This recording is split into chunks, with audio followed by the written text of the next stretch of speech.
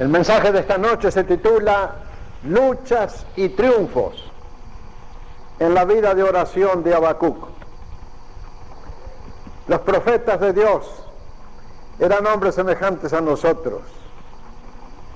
Tenían las mismas pruebas, tenían las mismas flaquezas y debilidades, tenían las mismas luchas y los mismos triunfos que nosotros.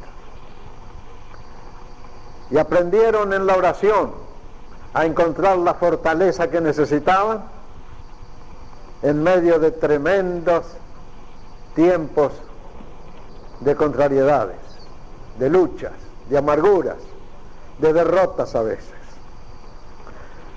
En esta noche vamos a examinar casi todo el libro de Habacuc, luchas y triunfos en la vida de oración de Habacuc. A ver, tengan su Biblia abierta, les voy a pedir versículos a cada uno que los lean. Primeramente, la queja del profeta. A ver, hermano Urquídez, ¿tiene ahí su Biblia? Lea capítulo 1, versos 2 y 3. La profecía que vio el profeta Habacuc. ¿Hasta cuándo, oh Jehová, clamaré y no irás? ¿Y daré voces a ti a causa de la violencia y no salvarás? El verso 3 también. ¿También? Sí. ¿Por qué me haces ver iniquidad y haces que vea molestia y destrucción y violencia están delante de mí, y pleito y contienda se levantan? El profeta comienza su libro, que va a contener una de las declaraciones más grandes de toda la Biblia, con una queja amarga. ¿Hasta cuándo, Jehová, clamaré y no oirás? Tremendo es cuando oramos y oramos y oramos y al parecer no viene respuesta del Señor. Cuando pedimos y pedimos y pedimos y parecen los cielos estar cerrados y los oídos del Señor tapados. ¿Desde cuándo hemos empezado los hombres a orar los sábados, a pedir un avivamiento en la iglesia? Bien, algunas gotas de agua fresca han caído, pero todavía no la gran lluvia espiritual que estamos pidiendo. Pero vamos a seguir pidiendo, vamos a seguir pidiendo. Esto se repite en la vida personal de cada creyente. ¿Hasta cuándo, Jehová, clamaré y no oirás? Y daré voces a ti a causa de la violencia y no salvarás. Así eran los profetas. A veces hasta se enojaban con el Señor y le demandaban al Señor una respuesta. Y nosotros los cristianos tenemos que hacer así, ir a golpear las puertas del cielo, y si no nos oyen los gritos, hasta darle un puntapié a la puerta del cielo, pero que el Señor tiene que escucharnos y contestarnos. Y como el profeta oraba de esa manera y clamaba, de repente viene un rayo de esperanza, un rayo de esperanza. A ver, hermano Jo, lea capítulo 1, verso 12, capítulo 1, verso 12 de Habacuc. No eres tú desde el principio, oh Jehová, Dios mío, santo mío. No moriremos, oh Jehová, para juicio lo pusiste, y tú, oh roca, nos quedaste para castigar.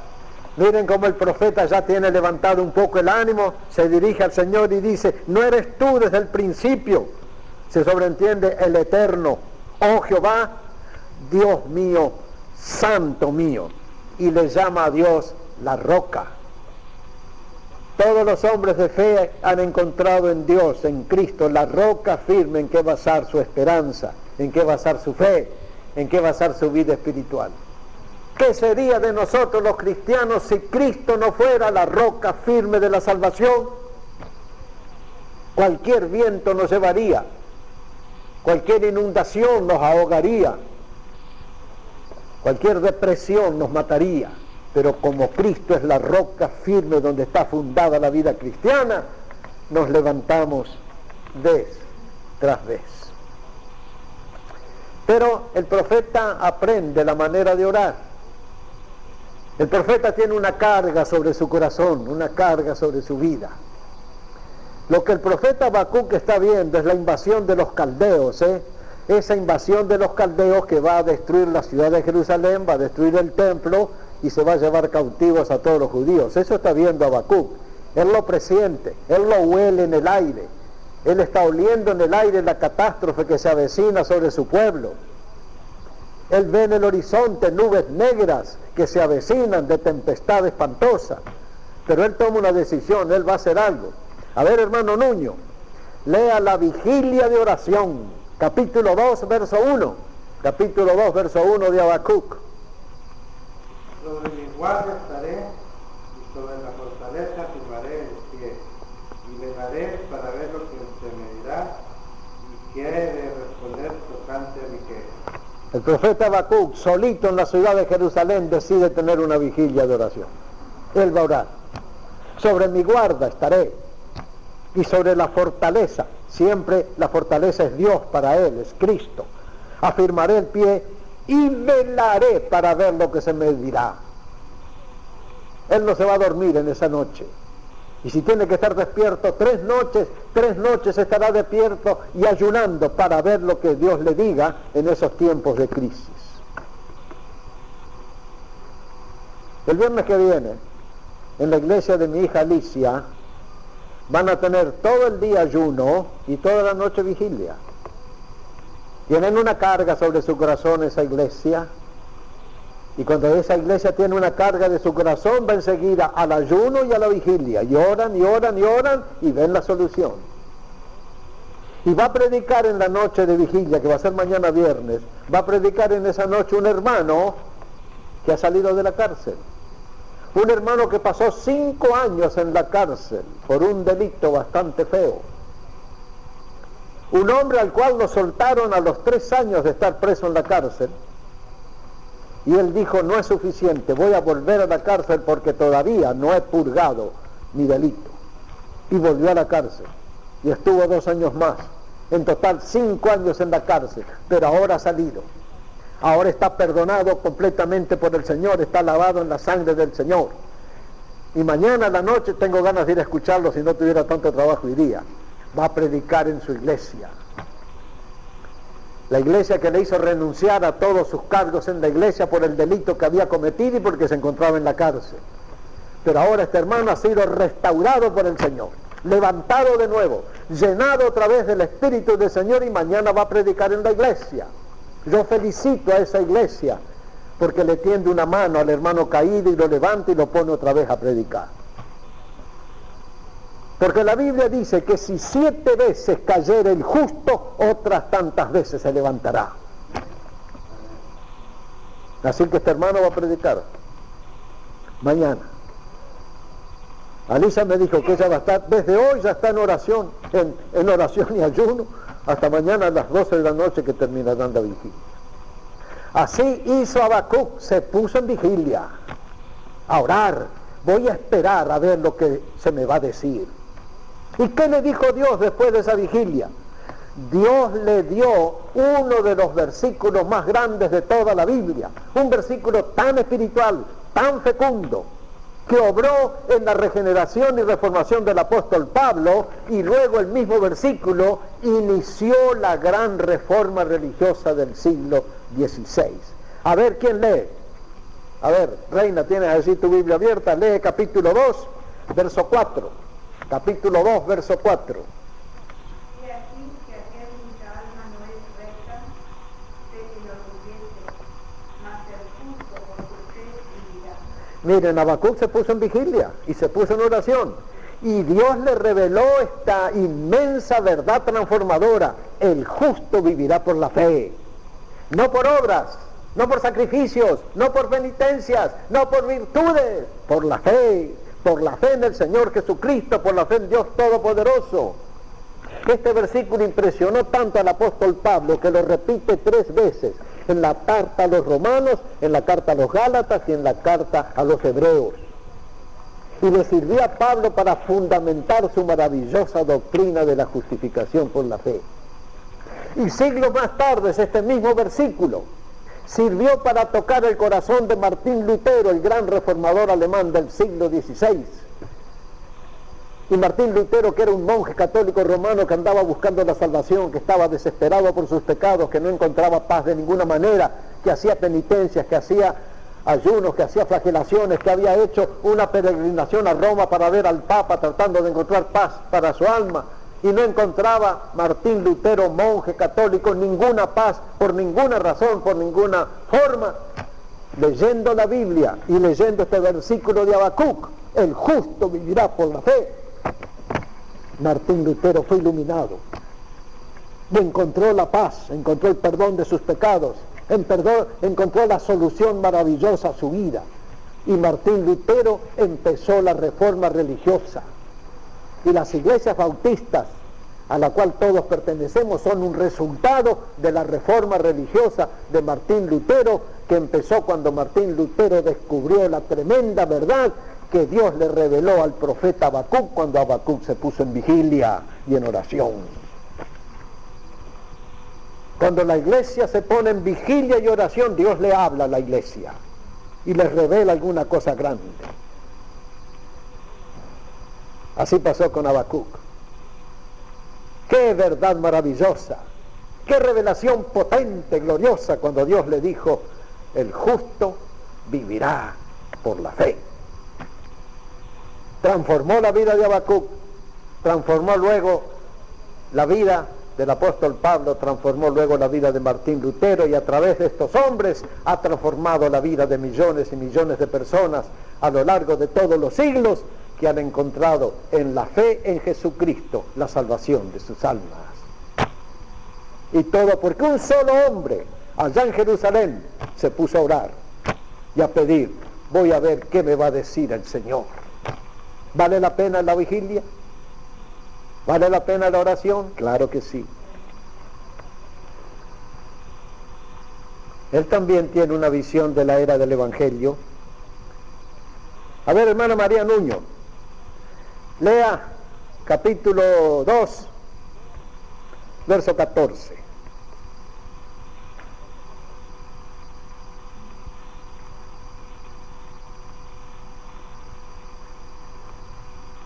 Habacuc 2:14. Haces que sean los hombres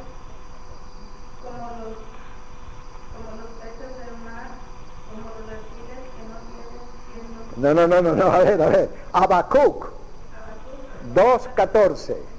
A ver, ¿lo tiene así? Entonces lo va a leer Leticia.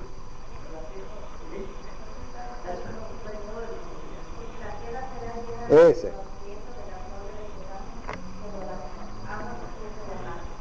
Miren ustedes la visión que tiene Habacuc después de orar. La tierra será llena del conocimiento de la gloria de Jehová, como las aguas cubren el mar. Se amplió la visión de Habacuc cuando se puso de rodillas y en vigilia, cuando habló con Dios, cuando le protestó a Dios, cuando le gritó a Dios, cuando reclamó bendiciones. Dios le envió, porque Dios premia la fe, y Dios premia la devoción, y Dios premia el entusiasmo.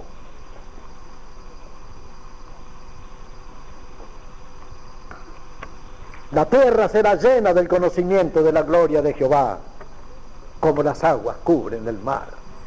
Y esa visión de toda la tierra conociendo a Jehová, el Dios de Israel, levantó el ánimo del profeta. La oración abre las puertas del cielo. La oración abre las puertas de nuestra mente. La oración abre las puertas de nuestro corazón, de nuestra alma. La oración nos enriquece. La oración nos transforma. Luego también el profeta adquiere devoción en su vida, reverencia para Dios. A ver, hermana Victoria, ¿tiene usted el profeta Habacuc allí? Lea entonces capítulo 2, verso 20. Habacuc 2, 20.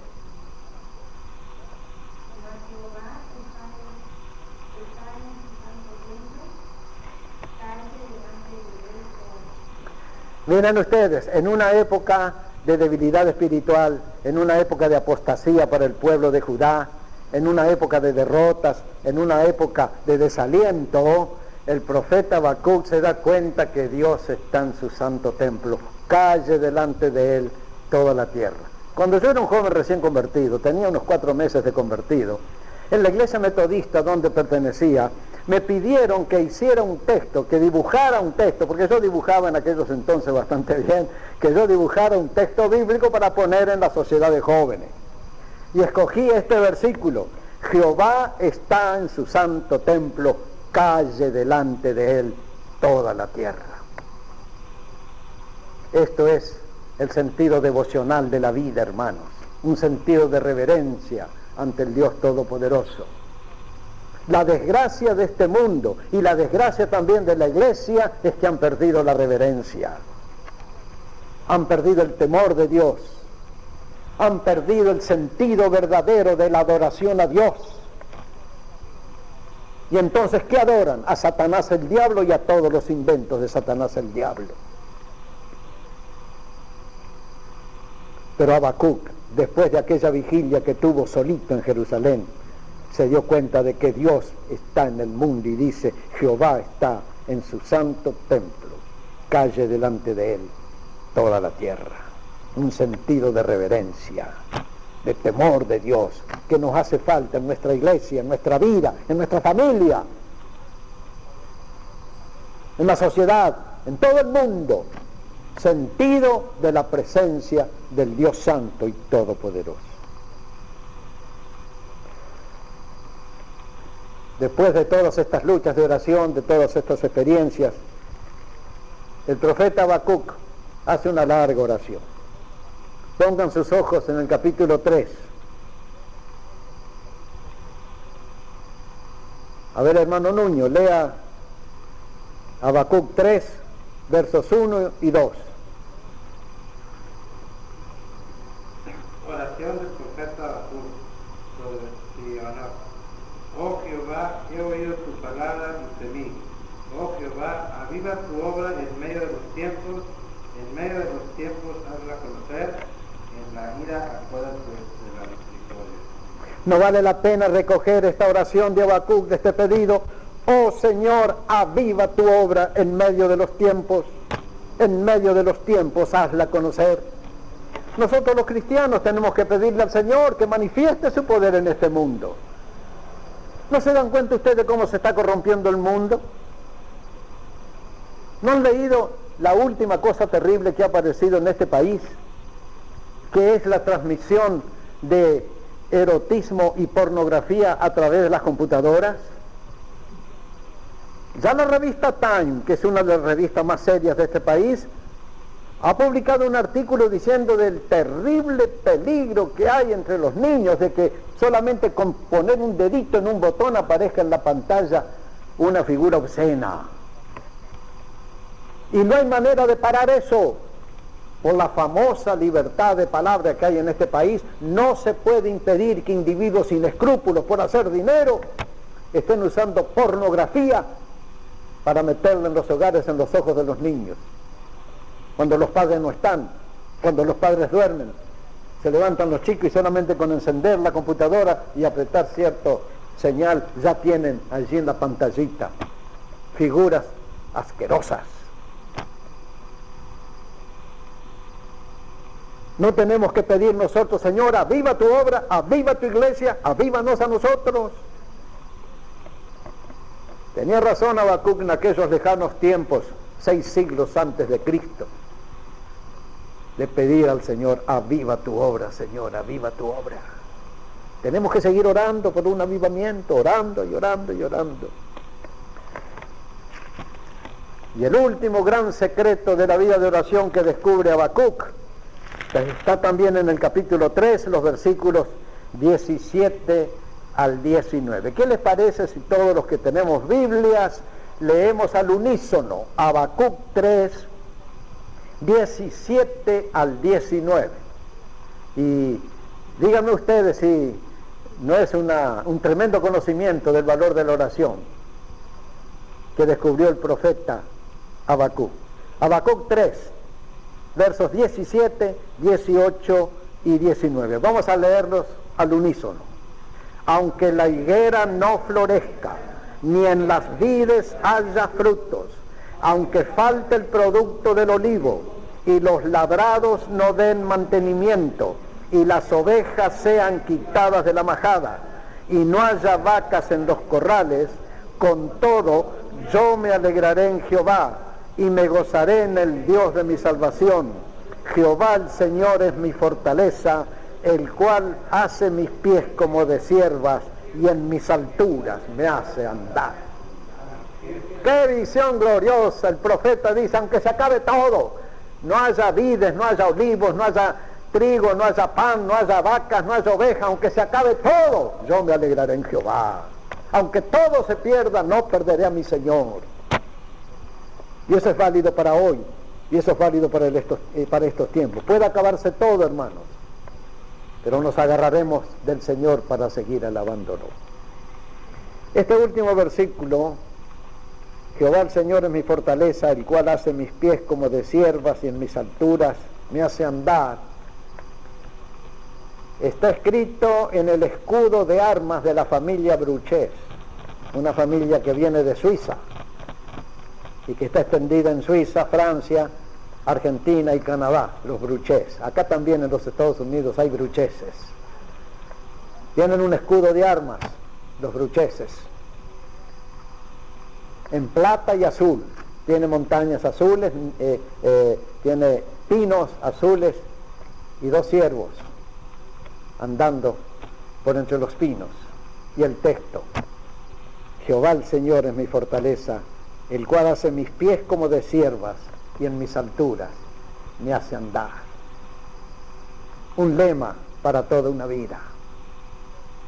Aunque la higuera no florezca, aunque no haya frutos en las vides, aunque falte el producto del olivo, la aceituna, el aceite, aunque los labrados no den mantenimiento, aunque sean quitadas las ovejas de la majada, aunque no haya vacas en los corrales, no importa, yo me alegraré en el Señor. El Señor es la fuente de mi fortaleza.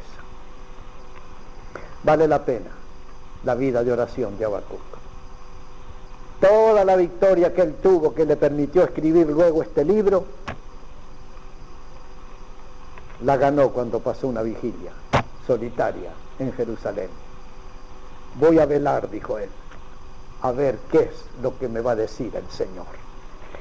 Sí, hay victorias en la oración, hermanos, pero tiene que ser oración constante, oración de fe, oración de alabanzas y oraciones claras y nítidas. El Señor nos bendecirá. Amén. Amén.